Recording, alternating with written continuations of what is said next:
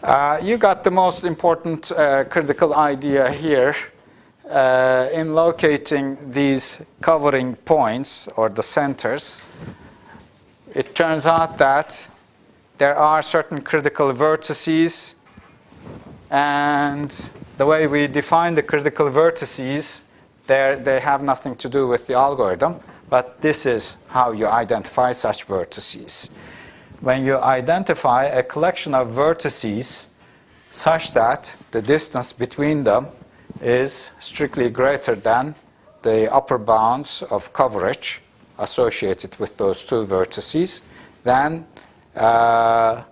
you have something there, some critical set of vertices which will somehow provide a bound, a lower bound on the smallest number of points you can have in a feasible solution to the covering problem.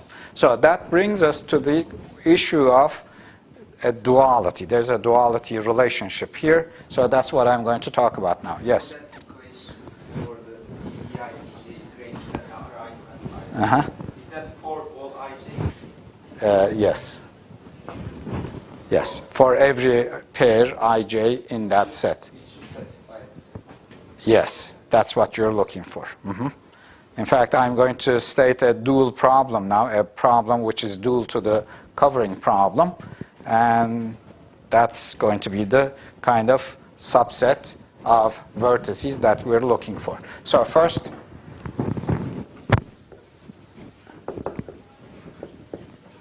duality for covering problem. And let me call the covering problem, let's denote it by C of R.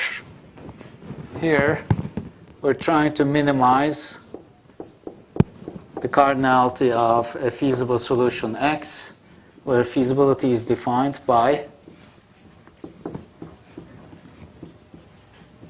these bounds. R over Wi is my Ri in the previous application. Okay? But here we have a single R. This is a fixed number. So R over Wi is just a positive number, or it could be 0 if you happen to pick R 0. Okay? And this is for I going, or I in J. Did I define J somewhere? Well, let's just define it here. Set of demand vertices under consideration. Okay? With X restricted to set of points picked from tree. Now the dual problem associated with this is the following. Let's call it dual problem associated with CR. It's a maximization problem, as happens to be with many primal dual pairs. You're maximizing the cardinality of a certain set U, subject to you want small d, the distance between Vi and Vj, to be greater than R over Wi plus R over Wj for each pair ij in U.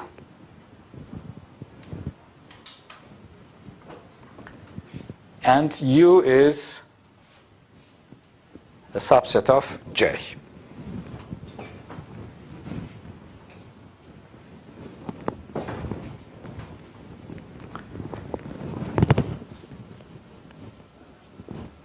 If Q of R is the minimum value of the covering problem, let's also put Q bar of R to be the the maximum value of the dual problem. This is just the name of the problem, so don't get confused by that, just because they are too close to each other. In the primal problem, we know what we're doing. What are we doing? We're looking for the fewest possible points such that every demand vertex has at least one point within the upper bound required of that vertex. Okay? In the dual problem, what we're looking for is the following. We're looking for a subset of the vertex sets such that all pairs in that subset satisfy this strict inequality. In other words, the distance for each such pair is strictly greater than the sum of the upper bounds for those vertices. Now, that's precisely equivalent to the following. You're looking for a set of vertices such that no two can be jointly covered by a single point of the tree within the upper bounds. Okay? That's the same as stating that. Did you get all that? Okay. All right.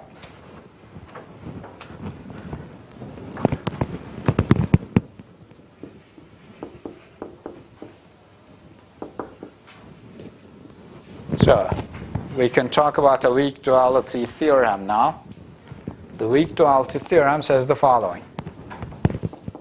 If X is feasible to the covering problem for some choice of R, and U is feasible to the dual of the covering problem for the same R, then the cardinality or the objective value associated with the covering problem is at least as large as the objective value of the maximization problem or the dual problem.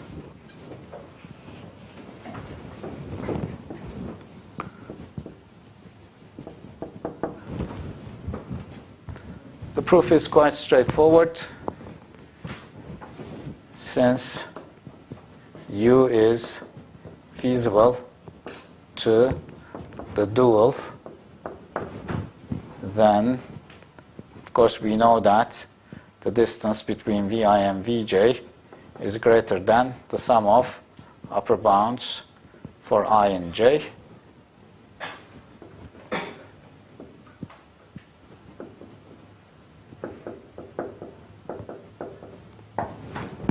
That's due to the feasibility. Hence, no two vertices Vi and Vj with I and j in that set can be jointly covered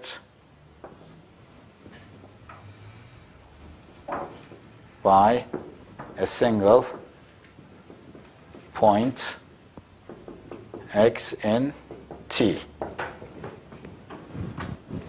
This is an informal way of saying that there does not exist a point X which satisfies the distance constraint associated with I and j. So let me put down the more formal way of saying it, i.e., there does not exist a solution or a point X in T such that X satisfies both constraints X in Vi, dx Vi less than or equal to R over Wi, and X Vj less than or equal to R over Wj.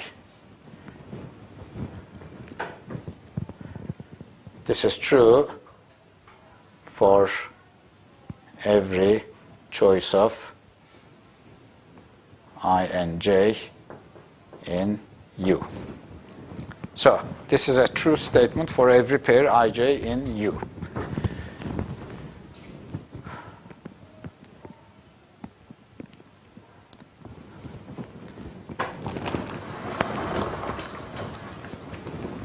It follows that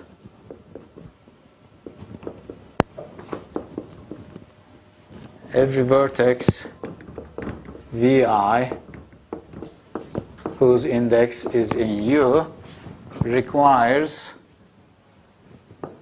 a distinct point xi in any feasible solution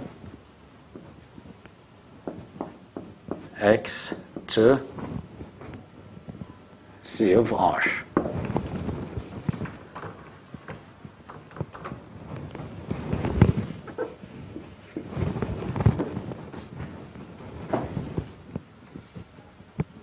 In our case, the feasibility of x to CR implies x has at least as many points as there are vertices in U, because there will be at least so many points, cardinality U many points, each of which is required to cover a particular or a distinct vertex whose index is in U. I guess that's pretty much clear. So the conclusion follows. Does that make sense? Okay.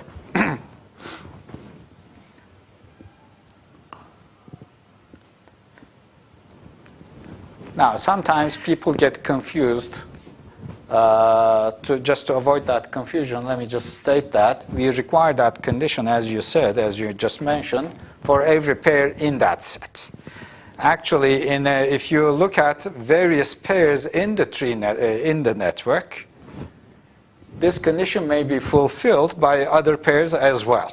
But you don't necessarily put such vertices inside your U set if they violate or if the condition is reversed for some of the pairs inside U. Okay, so there's a difference. That was the reason that I asked. I know. Yeah, that was a good question, and the answer is yes, we require it for every possible pair. Okay.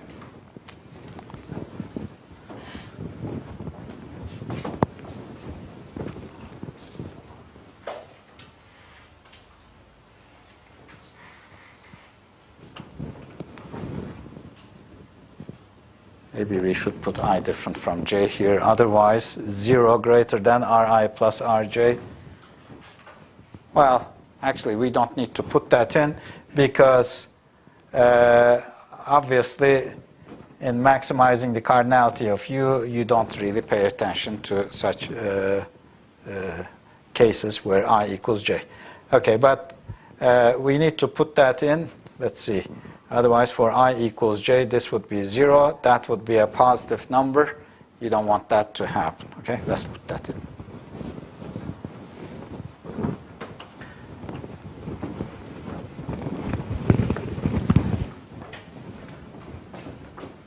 Now, strong duality.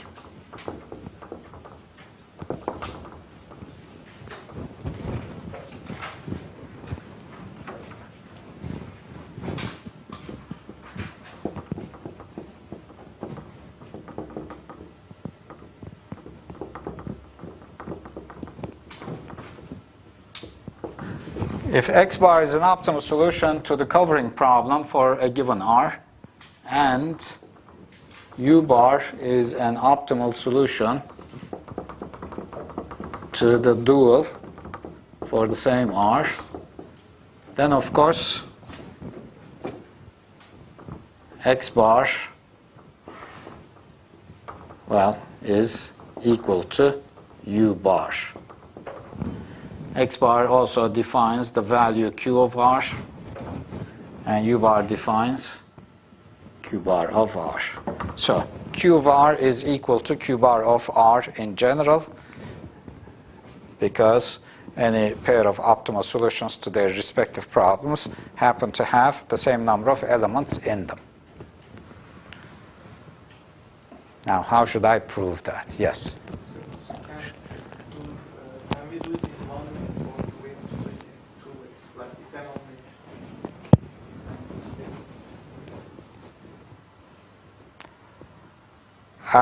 Okay, I put it this way. If you happen to have an optimal solution to either problem, then they should actually, equality is attained. Because I wanted to emphasize the fact that, where's the weak duality theorem? In the weak duality theorem, we've just established an inequality, and it is certainly possible that when you have optimal on both sides, that the optimal here could be greater than the optimal in the max problem. But it turns out that there's a duality gap, so to speak, as in the integer programming problems. However, that does not happen in this case. In this case, it's like in linear programming, equality is always attained. So this is the important part of the strong duality theorem. In the reverse statement, if you happen to have equality for feasible pair of solutions, then certainly they have to be optimal because one is bounded below the other one. Okay? Yeah, you're right. But let's prove the non-trivial part. Well, before I prove, yes. You have a comment? Yes. Yes. Okay, go ahead. We already know that X. Oh, you're trying to give me a proof? Yes. Don't give me a proof yet. Okay. No, I exclude you from the question because you've already studied some material, so you might be familiar with that. But let me ask this, for those of you who are not as familiar with the material as him. So the question is this. If you are trying to prove such a statement, how would you go about it? Or, you know, is there anything that you have that comes to mind that you can use?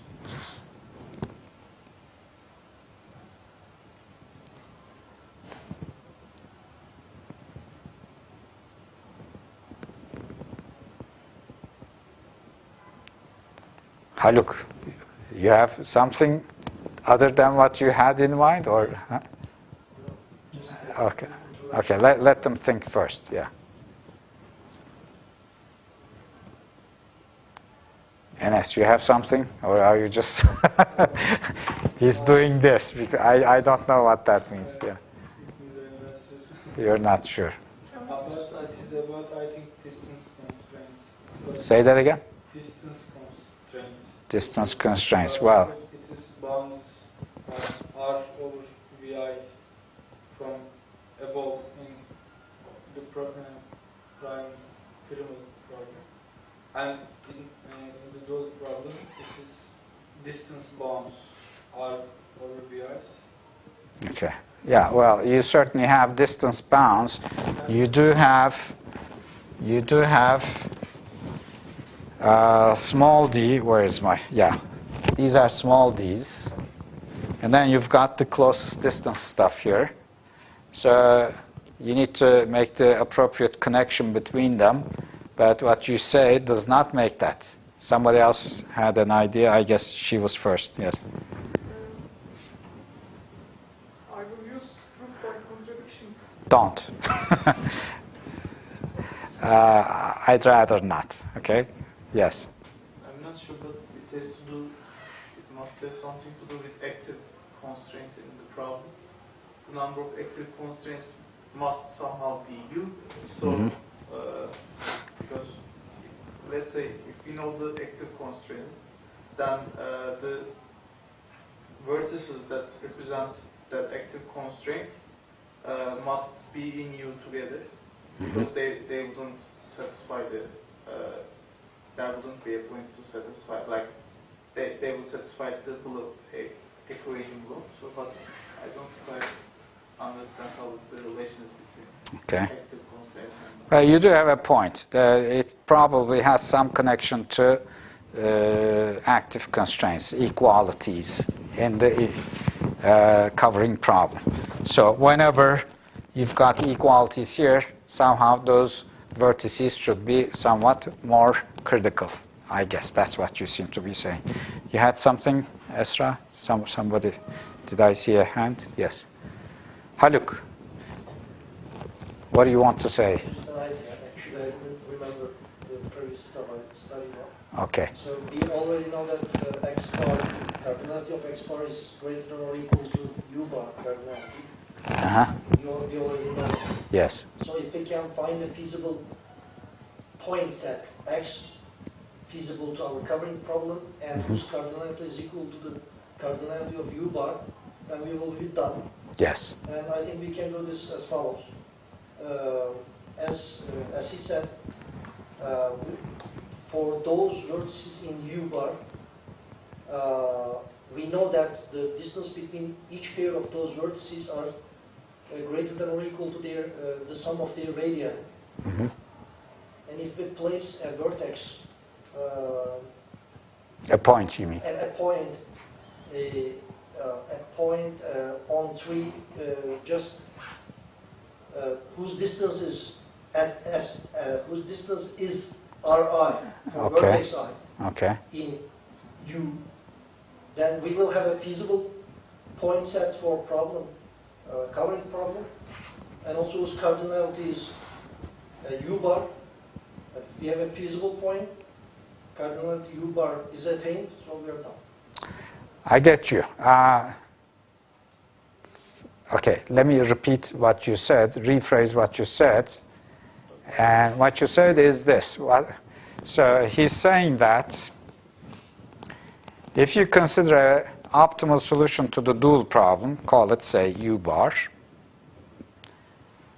then let's construct a feasible solution to the covering problem using the critical set U bar. And he's saying that I'm going to pick each vertex from U bar one at a time.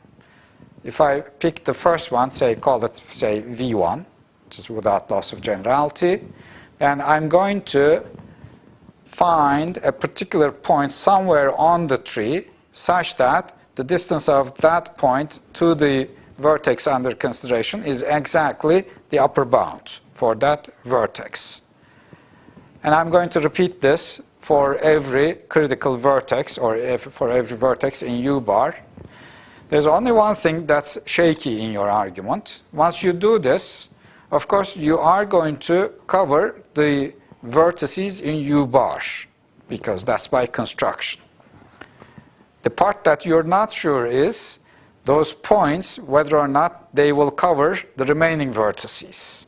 So you need to also pay attention to that part, because without that, of course, the solution you constructed will have as many points as there are vertices in U, but whether or not that's feasible is questionable. Yes? Suppose, as you said, we don't cover the other vertices not in U bar. Mm-hmm. Then we must have actually those vertices not covered by our new feasible solution must be in U. Say that again, the last statement, because I missed what you said. Okay. Mm-hmm. So suppose we don't cover a node, a vertex.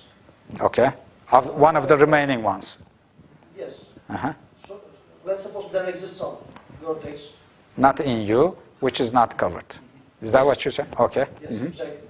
Mm-hmm. Which is not covered. So if I cannot cover that node, then there must be two vertices, including that one and some other one in U. For that relation must hold. DBI. No, not necessarily true. No, I understand what your claim is, but what's wrong may be actually the point that you've located in choosing. See, the thing is this.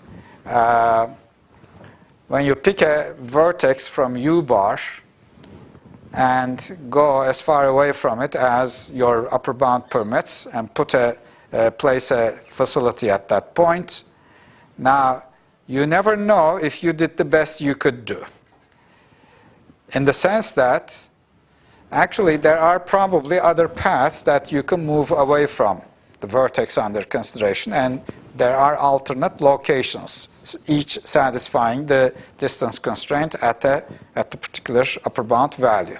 Nevertheless, of those many choices, you did not mention, and it's not probably trivial to pick which one, okay? You want to be somehow, well, the point you place will not be able to cover the remaining vertices in the U-bar set anyways, okay? It will not. However, you want that point to cover at least vertices in outside of U-bar, okay? And there may be an easy or difficult, well, we don't know how easy or difficult that part might be. Okay, any? But you understand the issue, right? Okay. Mm-hmm. If that vertex is not covered by any one of vertices in U, then wouldn't this imply that? It wouldn't. It wouldn't. It's not, no, it wouldn't, because the points you picked might be the wrong points. That's what I'm saying. It wouldn't imply that. If it implies that, I need a rigorous proof on that. No, it's not direct.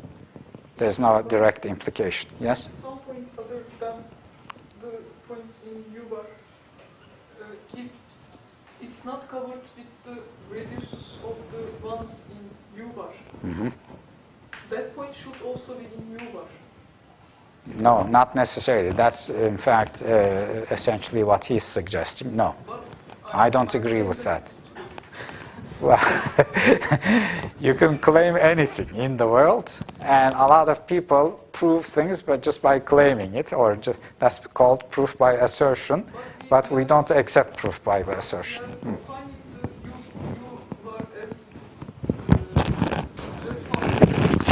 That's right. But look, I understand what you're saying, but what you're saying is, suppose I've got 3 points in U-bar. Now, the tree is somewhere, and you pulled whatever. You located x1. This is vertex v1, the first element in U-bar. You put your x1 here. And then you put x2 here, because v2 is your second element in U-bar. And you put the third one, say, associated v3 somewhere here, x3. Now, we know that x1 cannot cover v3 and v2, as likewise the other ones. We've got maybe 25 other vertices in the system, okay, which are not critical. Now, x1 may cover some of them, x2 may cover some of them, x3 may cover some of them, but then we want those coverages to collectively cover everybody. But there may be somebody out, okay? And when a vertex is outside of the coverage of these points, what's wrong is maybe you picked the wrong points. That's what I'm saying. You never know, because there are zillions of alternatives here. Because if your tree is something very large, for example, and if this is the vertex under consideration, if V1 happens to be that vertex, okay, and if your tree is going every way, okay, and so when you try to, if this is R1, R1 might cover many portions of the tree. I'm just coloring or cross-hatching those parts of the tree coverable by or within a distance of R1, okay?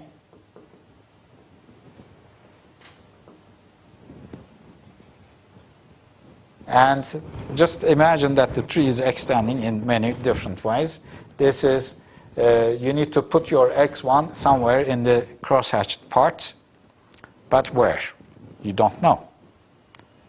You're not suggesting anything, just picking somebody here at one of the equality points may or may not do the job. And it wouldn't imply that if there's a vertex out here, which is not covered, say vertex 10, which is not covered by anybody, it doesn't imply that vertex 10's distance to any of 1, 2, or 3 is greater than R10 plus Ri. It doesn't imply that. If you believe it implies that, you need a proof for that. It doesn't just do it. It doesn't imply that just by claiming it. That's what I'm saying. I think we should go further. Like if we have an optimal solution to X, then we may find a U with the same cardinality. That might be easier than trying to find X's from the different. Right, okay. Process. Okay, that might be much easier. Yes. If we have X, how to say that some of the constraints are active. If they are active, then they are in U. But how to say that we have at least that much active constraints, we have to figure out. Okay. That's probably the easier way to go about this. Hatija, if you have a proof for the claim, if you just bring it to my attention, maybe that's going to be an alternate proof because I don't have that proof and I don't just believe right away, okay? But if you have something that is worked out, of course, I'm ready to believe that. What you're suggesting is certainly viable. It's a viable alternative. And actually,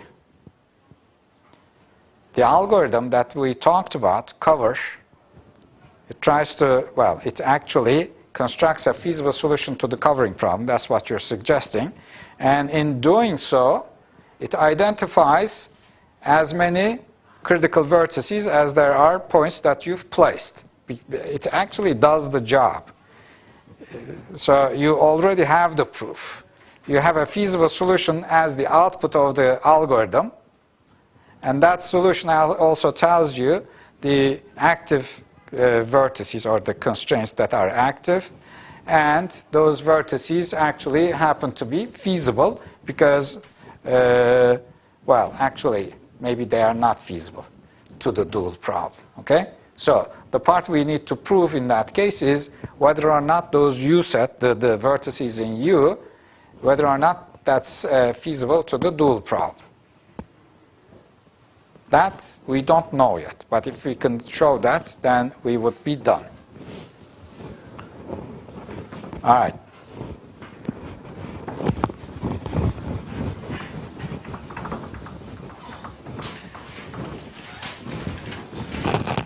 I have a claim too. The claim is the following.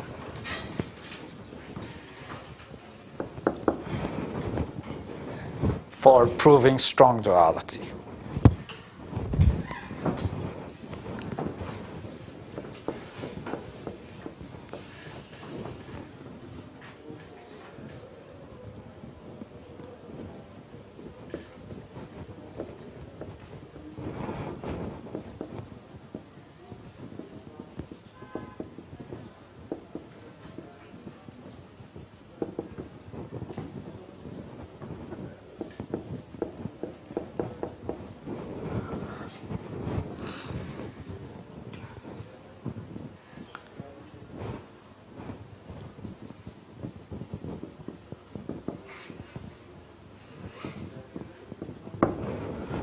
So let X bar and U bar be the output of the algorithm cover for solving the covering problem C of R.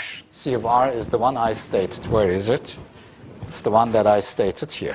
Okay? In other words, for string lengths, you used R over WI values. X bar is the point set consisting of the xj's. U bar is the index set consisting of vertex indices that we construct, U1, U2, etc. Those are the vertex indices. Okay, so the claim is the following. Then X bar solves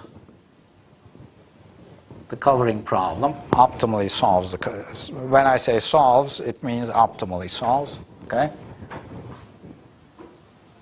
and U bar solves the dual of the covering problem with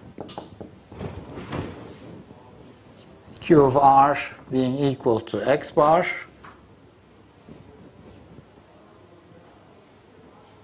and Q bar of R being equal to U bar.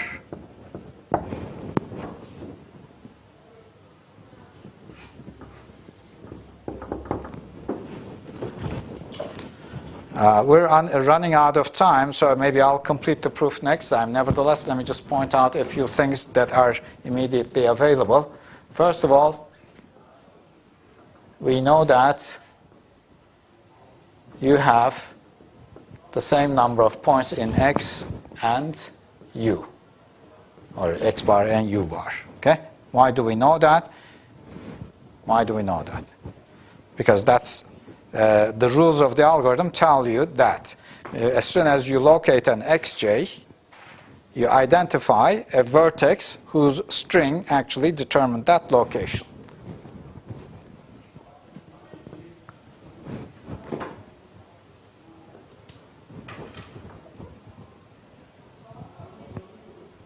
Whenever we locate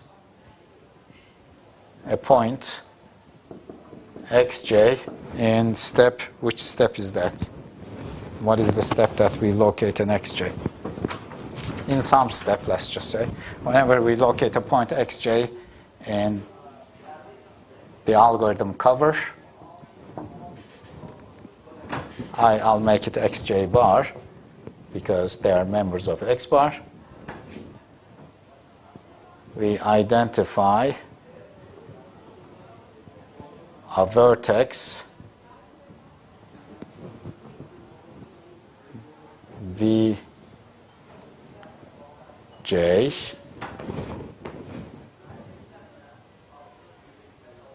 for which the index j happens to become an element of the critical set U bar. Okay? So as soon as you identify the jth point xj, there's also a jth vertex that goes into this U set. So at the end, there are as many points as there are vertices that you identify. They always come in hand. The remaining part of the proof I'm going to give you next time, unless my watch says it's 3:30 or what does yours say?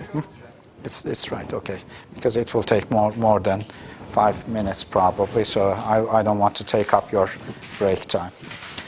Okay, so on Monday I'll see you, or I'll give you the proof, and the reports are due Wednesday. Monday, 12 midnight. Okay.